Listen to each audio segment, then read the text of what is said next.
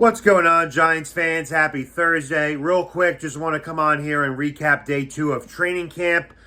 Several key takeaways I want to get into. Number one, it was a hot one out there today. 95 degrees in South Jersey where I reside. So I'm imagining it was even hotter on the practice field. I stayed indoors all day. They were outside running around. God bless them. God look over them, because I would hate to be out there in practice. Yesterday, we heard a little bit of news that Jalen Hyatt left near the end of practice, just as a precaution from the heat. Apparently, he was cramping up a bit, but he was good to go today. He practiced well and was a full participant, so that's good on that front. Wan'Dale Robinson, Shepard, and those guys are still on the PUP list to begin training camp. Hopefully, they can be back soon and practice with their teammates and their in front of their fans. So speedy recovery and well wishes to those guys.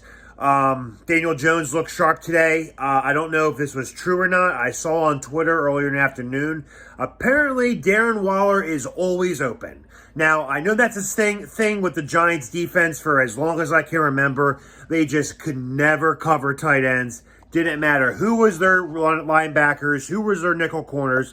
They could never cover a tight end. Couldn't cover Ertz, couldn't cover Chris Cooley, couldn't cover Witten to save their entire lives.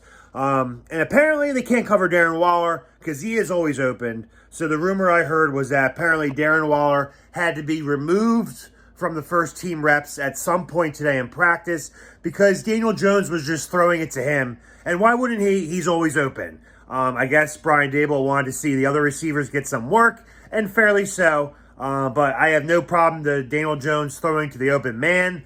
I knew Darren Waller was going to be a problem with that 6'6" frame and that explosive speed he has for that size. But apparently he is unable to be covered. He is a heavy target in the red zone, as he should be with that height and speed. So as long as he can stay healthy, I am very fucking excited to see what Darren Waller can bring to this Giants offense. Paris Campbell worked out a little bit as a running back. He did some plays there. All in all, another solid day of training camp.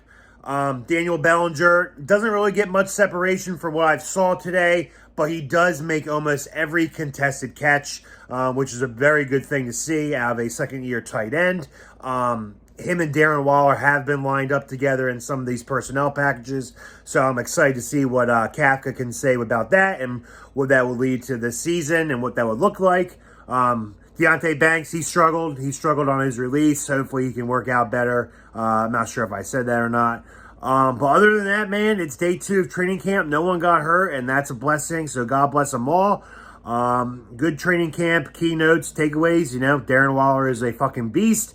Teams are going to struggle to cover him. I'm excited to see him play. Daniel Jones looks sharp once again. Saquon Barkley, good to have him back. And I'll recap you on day 3 when that happens. Enjoy your Thursday night, guys. And as always, let's go G-Men.